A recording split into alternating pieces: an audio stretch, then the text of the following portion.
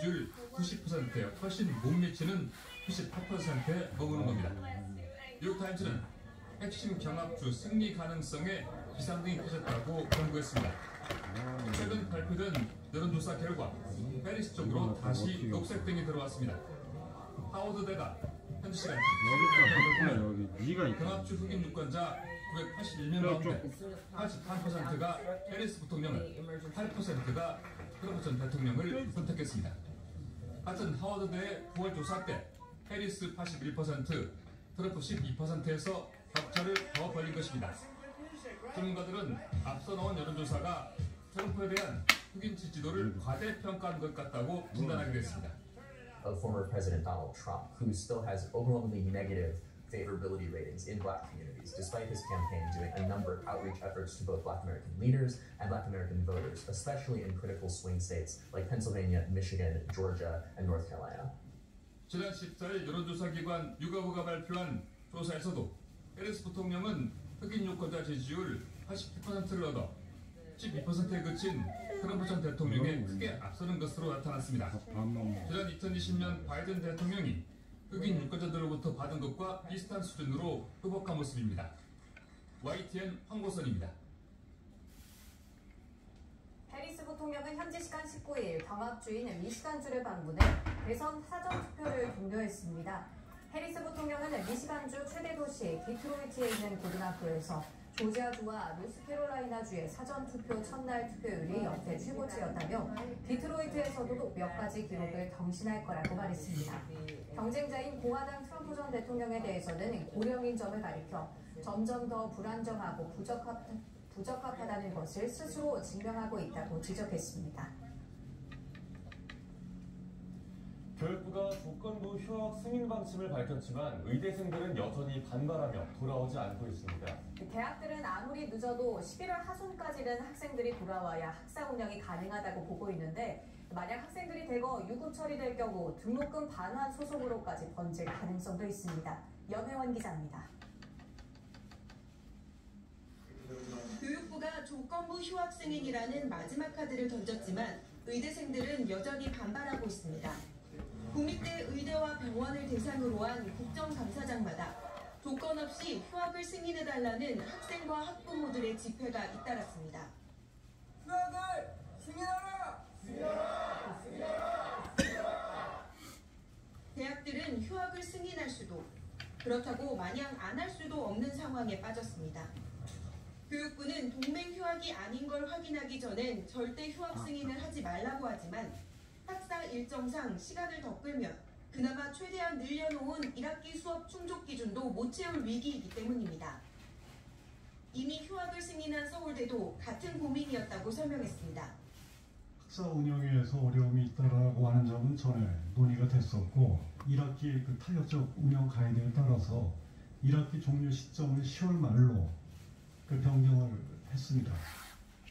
서울대보다 학사 운영을 더 유연하게 조정해 놓은 다른 국립대들도 다음 달 하순을 진짜 마지노선으로 보고 있습니다. 이때부터는 휴학을 승인할지 유급이나 제적을 내릴지 행동할 수밖에 없는 겁니다. 돌아오지 않으면 유급 수순을 밟게 될 텐데 이러면 이미 납부한 1학기 등록금을 날리게 됩니다. 현재 국립대에 납부된 등록금만 148억 원. 학생들이 이미 낸 휴학계를 학교가 부당하게 처리하지 않았다고 주장하며 등록금을 돌려달라는 집단 소송에 나설 수 있습니다. YTN 염혜원입니다. 서울대병원 노조가 오는 31일부터 무기한 파업에 들어갑니다. 서울대병원 노조는 사측과의 교섭에서 요구한 공공병상 축소 저지와 의료대란 희망 전가 중단, 임금 근로조건 개선 등이 받아들여지지 않아 파업을 선택했다고 밝혔습니다. 노조 측은 윤석열 정부가 의료개혁을 추진하며 상급 종합병원 병상을 축소하기로 해 서울대병원은 15% 병상을 줄여야 하지만 지금도 공공병상은 9.7%밖에 되지 않는다고 비판했습니다. 이어 공공병상을 더 줄이는 건 공공의료를 망치겠다는 것이라고 목소리를 높였습니다. 딥페이크 성착취물 등 불법 촬영물 피해가 커지고 있지만 이에 대응하는 디지털 성범죄 피해자 지원센터 인력은 턱없이 부족한 것으로 나타났습니다. 국회 여성가족위원회 소속 더불어민주당 김남희 의원이 제출받은 자료를 보면 피해자 지원센터 인력은 2021년 41명에서 올해 29명으로 29.3% 줄었습니다. 특히 불법 촬영물을 탐지해 삭제나 차단을 요청하는 삭제 지원팀의 경우 30명에서 15명으로 줄어 한 명이 처리하는 삭제 지원 건수는 2021년 13,900여 건에서 2023년에는 24,300여 건으로 급증했습니다. 지난해 사학법인이 내야 할 법정 부담금을 한 푼도 납부하지 않은 사립학교가 100곳이 넘는 걸로 나타났습니다. 국회 교육위원회 소속 더불어민주당 진선미 의원이 전국 17개 시도교육청에서 받은 초중고 사립학교 법정 부담금 납부 현황을 보면 지난해 납부 기준액 4,190억 원 가운데 실제 사립학교가 부담한 건 736억 원으로 납부율은 17.6%에 불과했습니다. 법정 부담금 납부율이 10% 미만인 학교는 1,715개교 가운데 1,166개교로 68%에 달했고 법정 부담금을 아예 내지 않은 학교는 106개교 6.2%로 집계됐습니다. 반면 법정 부담금을 100% 낸 학교는 125개교로 7.3%에 그쳤습니다. 우리나라 노인 가구 3집 가운데 한 집은 노인 홀로 생활하고 있을 만큼 독거 노인 가구가 빠르게 늘고 있습니다. 도움의 손길이 닿지 않는 곳에서 쓸쓸한 죽음을 맞을 수 있어 대책 마련이 필요하다는 지적이 나옵니다. 권민석 기자의 보도입니다. 정부가 실시한 2023년 노인 실태 조사 결과 노인이 혼자 사는 집은 32.8%로 처음으로 30%를 넘었습니다. 3년 전보다 13%포인트 급증했고 자녀와 함께 사는 노인은 절반 수준으로 급전직하했습니다. 배우자, 가족과 떨어져 살다 보니 독거노인 10명 가운데 7명 이상은 일상생활에 어려움이 있다고 토로했습니다. 관계가 끊겨 섬처럼 고립된 생활은 노년의 문턱부터 죽음에 가까워지게 합니다. 아무도 생사를 신경 쓰지 않아 홀로 삶을 마감한 사람은 지난해 3,600여 명, 50대 이상 중장년층이 2,918명으로 전체 고독사의 80%를 차지했는데 청춘을 바쳐 일하다 은퇴하는 5, 60대 남성 사망자가 절반을 넘었습니다. 또 고독사 가운데 기초생활수급자가 41%에 달할 만큼 독거노인의 가난은 그 자체로 치명적입니다. 일하는 노인 가구 비중이 39%로 역대 최고를 기록했지만 노인 빈곤 문제를 해결하지 않으면 꾸준히 증가하는 고독사를 막을 수 없는 겁니다. 이 때문에 정부는 2027년까지 노인 일자리를 전체 노인의 10% 수준으로 늘려 경제적 자립을 지원할 방침입니다. 노인 일자리나 사회에서 이제 여러 가지 프로그램들을 진행하잖아요. 그런데 이제 참여하시면 그 자체로도 참여하시면서 다른 사람들과의 관계를 가져가실 수 있는 거거든요. 그래서 그런 기회들을 좀 활용하셔야지 될 거라고 봅니다. 영국은 이미 6년 전 정부 부처로 외로운 부를 신설했고 일본은 올해 4월부터 고독, 고립대책 추진법을 시행하며 문제 해결에 팔을 걷어붙였습니다. 우리 정부 역시 2027년까지 고독사 20%를 줄인다는 목표를 세워놓아 지속적인 관심과 사회적 노력이 필요합니다. YTN 권민석입니다. 주유소 기름값이 석 달 만에 상승했습니다. 세수 부족 속에 다음 달부터 적용할 유류세율을 결정해야 하는 정부의 고심도 깊어지고 있는데요. 물가 자극 우려와 중동 정세 급변 가능성 때문입니다. 이승은 기자가 보도합니다. 주말 주유소를 찾은 서민들. 최근 몇 달간 기름값이 하향세였지만 별로 체감하지 못합니다. 식탁 물가가 높은 데다 부진한 내수 경기 때문입니다. 농산품 가격 같은 경우에 배추 한 포기에 10,000원, 20,000원이라는 게 말이 됩니까? 장사가 너무 안 되고 지금 모든 것이 지금 경제가 너무 나쁘다 보니까 하루하루 살아가기가 힘들어요. 이런 가운데 국내 기름값은 다시 올랐습니다. 이번 달 셋째 주 전국 주유소 휘발유 평균 판매가는 한 주 전에 비해 1리터에 6원 이상 올라서 1,591원대로 집계됐습니다. 경유도 5원 가까이 오른 1,421원대였습니다. 12주 만에 함께 상승했습니다. 중동 지역 긴장 고조와 미국 허리케인 영향이 시가를 주고 반영됐기 때문인데 더 오를 가능성이 있습니다. 다행히 2주 정도 뒤 국내에 영향을 미칠 국제 유가는 떨어졌습니다. 두바이유가 1배럴에 75달러로 한 주 전보다 3달러 정도 내렸습니다. 이스라엘이 이란 석유 시설을 공격하지 않을 것이라는 보도와 국제 석유 수요 감소 전망 때문입니다. 하지만 중동 사태가 언제 급변할지 몰라 곧 다음 달부터 적용할 유류세율을 결정해야 하는 정부는 고민입니다. 최근 세수 제출의 결과 유류세인 교통에너지 환경세는 당초 예산보다 4조 1천억 원 감소할 것으로 전망됐습니다. 총 결손 예상액 29조 6천억 원에 14%로 육박하는 규모입니다. 지난달 소비자 물가 상승률은 1.6%로 목표치 밑으로 내려와 3년에 걸친 유류세 인하 조치 종료나 인하율 축소 가능성을 넓히고 있습니다. 대부분의 국가가 지금 환원을 해서 다 이제 보고를 시킨 상황이고 우리나라의 경우에는 이제 국민들의 어떤 유류비 부담, 뭐 이런 완화 이런 부담을 고려해서 지금 단계적으로 그 부분을 지금 보고를 정상을 하고 있는 그런 상황입니다. 현재 유류세는 원래 세율에서 휘발유는 20%, 경유는 30% 인하한 상태로 원래대로 환원하면 휘발유의 경우 1,700원대로 오르게 됩니다. YTN 이수연입니다.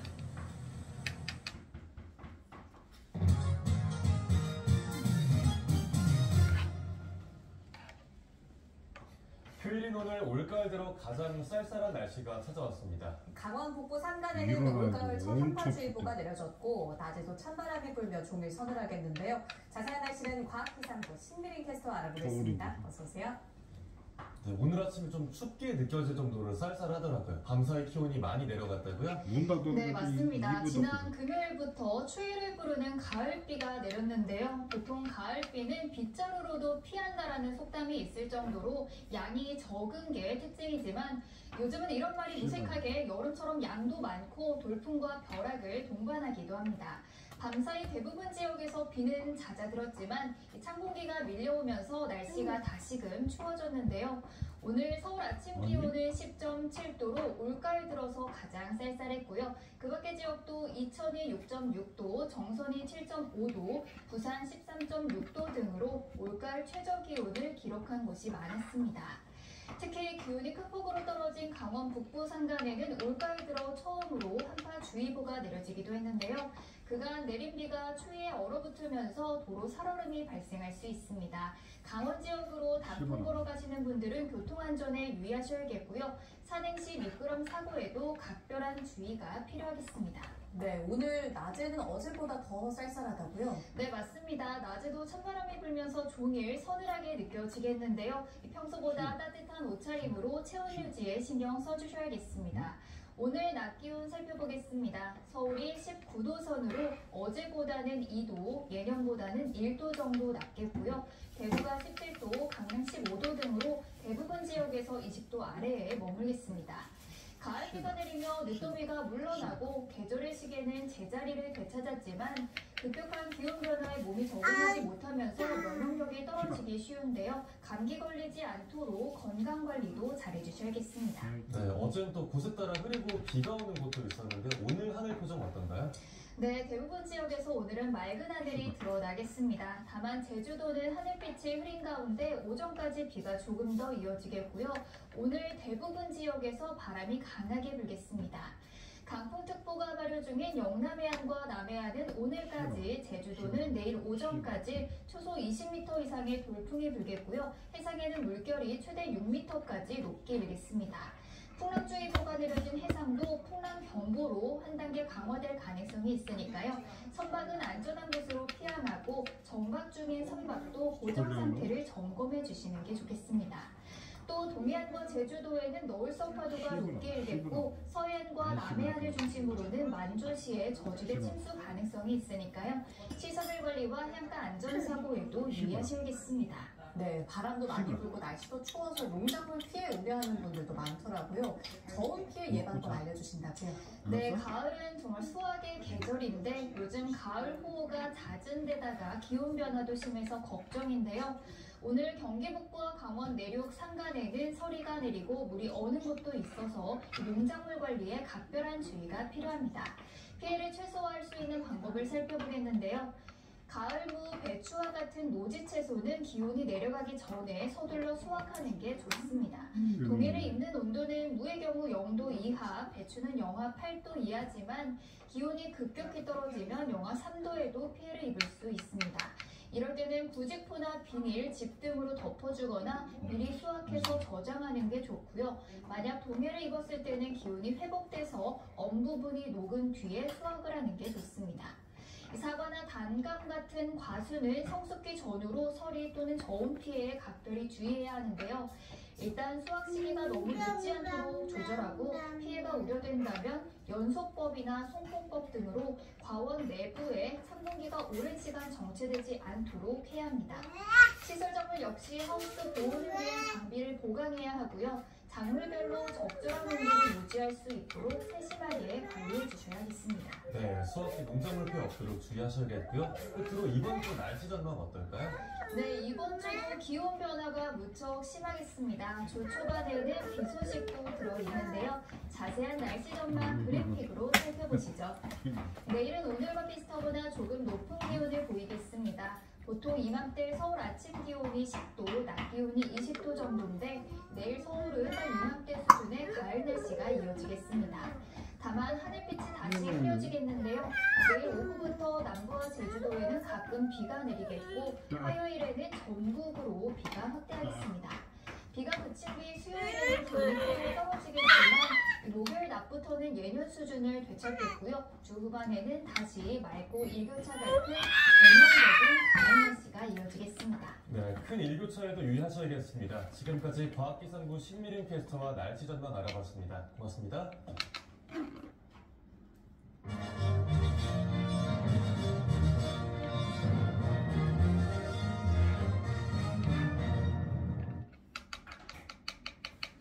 지난달 말 허벅지 부상에서 돌아온 토트넘의 손흥민이 복귀전에서 리그 3호 골을 기록했습니다. 여기에 자책골 유도까지 했는데요. 토트넘도 대승을 거두며 주장의 복귀전 의미를 더했습니다. 이대건 기자입니다. 22일 만에 그라운드로 돌아온 손흥민에게 득점 기회가 일찌감치 찾아옵니다. 상대 수비를 속이고 오른발 슈팅을 날렸는데 골문을 살짝 벗어날 정도로 몸 상태가 가벼워 보였습니다. 이어 토트넘은 웨스트햄 쿠두스에게 선제골을 내줬지만 역습 상황에서 쿠루세스키가 왼발로 찬 공이 양쪽 포스트를 맞고 들어가며 경기를 원점으로 돌립니다. 이 균형 또한 오래가지 않았습니다. 후반 시작하자마자 손흥민에서 우두기, 비수마로 이어진 3자 패스로 역전골이 완성됩니다. 이어 손흥민 슈팅이 토트넘의 세 번째 골로 이어졌지만 웨스트햄 자책골로 인정됩니다. 그리고 드디어 손흥민에게도 찾아온 완벽한 득점 기회. 사르가 뒤에서 길게 내준 공을 받은 손흥민이 수비수를 제치고 왼발 슈팅으로 골망을 흔듭니다. 복귀전에서 나온 리그 3호 골. 이후 또 찾아온 득점 기회에서 오른발 슈팅을 날렸지만 아쉽게 골대를 맞습니다. 그리고 후반 25분 손흥민은 베르너와 교체됩니다. 선제골을 넣은 쿠두스가 회생까지 당한 이날 경기는 토트넘의 4대1 대승으로 마무리됩니다. Somebody who's not at this level for so long. Also, he's a quality player. He's our captain, and it's great to have him out there again. 손흥민의 완벽한 복귀 신고는 다음 달 초까지 빡빡한 일정을 소화해야 하는 토트넘에게 단비와도 같습니다. YTN 이병입니다. 삼성 라이온즈가 9년 만에 한국 시리즈에 진출했습니다. 삼성은 서울 잠실구장에서 열린 플레이오프 4차전에서 8회에 터진 강민호의 결승 솔로포를 앞서 LG를 1대0으로 꺾었습니다. 플레이오프를 3승 1패로 통과한 정규리그 2위 삼성은 지난 2015년 이후 9년 만에 한국 시리즈에 진출했습니다. 삼성은 한국 시리즈에 직행한 2위 기아와 오는 21일부터 올 시즌 야구 챔피언을 가리는 마지막 일정에 돌입합니다. 삼성과 기아가 한국 시리즈에서 맞붙는 건 1993년 이후 31년 만입니다. 프로축구 대전이 강등권 맞대결을 벌인 전북을 꺾고 순위를 한 단계 끌어올렸습니다. 대전은 전주 월드컵 경기장에서 열린 전북과의 파이널 B 34라운드에서 미드필더 김준범의 멀티골에 힘입어 2대0으로 승리했습니다. 이로써 대전은 10위로 상승했고 전북은 11위를 기록했습니다. 우승 방향을 결정할 1위 울산과 2위 김천 간 대결에서는 득점 없이 0대0으로 비겼습니다. 제주는 최하위 인천을 2대1로 꺾고 승점 3점을 챙겼지만 골 득실차에 밀려 8위가 됐습니다.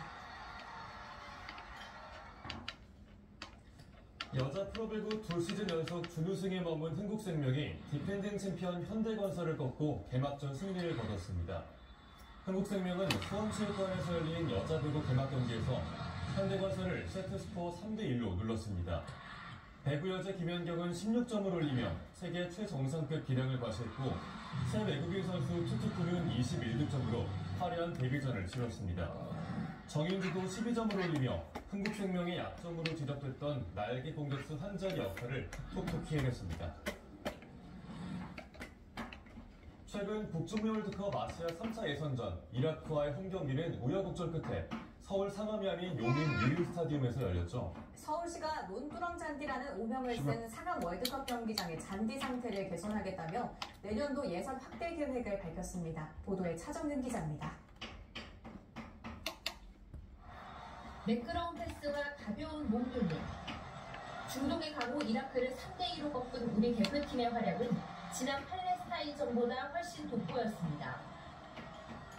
잔디 문제로 상암이 아닌 용인에서 경기를 치른 대표팀 선수들은 한국 축구 발전을 위해 좋은 환경을 만들어달라는 뼈있는 일침을 날렸습니다. 최상의 컨디션은 아니었던 것 같습니다. 그렇지만 지난 경기보다는 많이 만족스러웠던 잔디 상태였던 것 같고요. 앞으로도 계속해서 경기를 치러 나가야 될 텐데 많은 분들이 또 신경을 써줬으면 하는 바람이고요. 상암 월드컵 경기장의 잔디 문제는 국회 국정감사에서도 도마 위에 올랐습니다. 경기장을 빌려 임대 수익을 83억 원이나 받았는데 관리비를 1억 2천밖에 사용하지 않았습니다. 오세훈 서울시장은 관리가 미흡했다고 사과하며 내년엔 무더위에 대비할 다양한 대책을 마련하겠다고 밝혔습니다. 변명처럼 말씀을 드리면 올해는 폭염 때문에 다른 때보다 더 좀 심하게 훼손이 됐다고 합니다. 예전에는 그래서 이 폭염을 완화할 수 있는 쿨링팬과 서울시 시설공단은 내년도 잔디 교체 예산으로 30여억 원을 서울시에 요청한 것으로 확인됐습니다. 올해 책정된 잔디 교체와 부대 비용 예산 2억 5천여만 원보다 12배 정도 늘어난 규모인데 기존 한지형 잔디에서 더위에 강한 난지형 잔디를 교체하는 방안도 검토 중입니다. 상암동 월드컵 경기장의 잔디 교체 예산은 올해 12월 중순 시의회 예산 심의를 거쳐 최종 확정될 전망입니다. YTN 차정은입니다.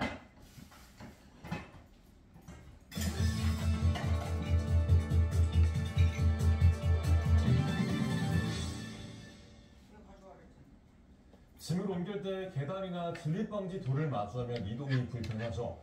국내 연구진이 사람과 로봇이 상호작용 가능한 비행카트를 개발해 편리한 화물 운송이 가능하도록 했습니다. 임늘솔 기자가 보도합니다. 택배기사가 상자를 들고 계단을 바쁘게 뛰어오릅니다. 끌차를 이용해 먼 거리는 이동하지만 옮기는 건 직접 들고 옮겨야 합니다. 그런데 국내 연구진이 물건을 올릴 수 있는 팔레트 하단에 멀티로터 드론을 배치해 바퀴 없이 물건을 싣고 운송할 수 있는 팔레트론을 개발했습니다. 팔레트론은 조종기로 작동하거나 자율주행 알고리즘으로 비행하는 기존 드론과 달리 사람이 힘을 주는 방향대로도 날 수 있습니다. 이를 위해 새로운 알고리즘을 개발해 적용했는데 사람이 드론에 힘을 가하면 그 의도를 읽고 원하는 방향으로 움직여 사람과 로봇이 상호작용하는 방식입니다. 팔레트론은 사람이 가하는 힘과 화물의 중량을 구분할 수 있는 힘 추정 알고리즘이 구현되어 있습니다. 또한 컴플라이언스 제어기라는 알고리즘이 구현되어 있기 때문에 화물이 탑재된 상황에서 안정적으로 사람의 힘의 방향을 따라서 비행이 가능하게 됩니다. 또 최대 3kg까지 물건을 실을 수 있고 계단이나 푹신한 매트처럼 흔들림이 많은 곳에서도 안정적으로 사용할 수 있습니다. 기존 드론은 한쪽으로 기울어져서 방향을 바꾸는 반면 이번에 개발한 플랫트로는 사람이 직접 움직여도 평행을 유지하며 화물 운송이 가능합니다.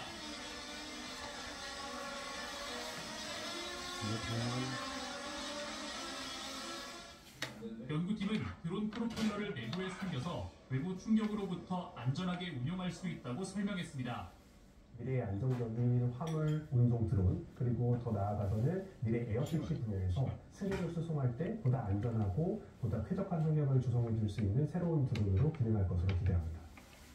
연구팀은 팔레트론이 평행 방향 전환이 가능한 만큼 로봇파를 추가해 교각이나 풍력 발전기 검사 등 정밀한 작업이 가능하도록 후속 연구를 이어갈 계획입니다. YTN 사이언스 임늘솔입니다. 제주 서귀포 사기르해안의 사람 발자국 화석은 아시아에서 최초, 전 세계에서 8번째로 발견된 것으로 국가지정문화재 천연기념물로 지정되는데요. 하지만 해안 침식으로 유실되면서 인근 해안가에 수장고를 만들어 보관해오고 있는데 이게 제 기능을 하지 못하고 있다는 지적이 나옵니다. KCTV 제주방송 이정훈 기자입니다. 서귀포 사계 해안가에서 발견된 사람 발자국 화석입니다. 1km 해안가에 걸쳐 사람이 일정 방향으로 이동하는 모습의 발자국 모양이 거의 원형에 가깝습니다.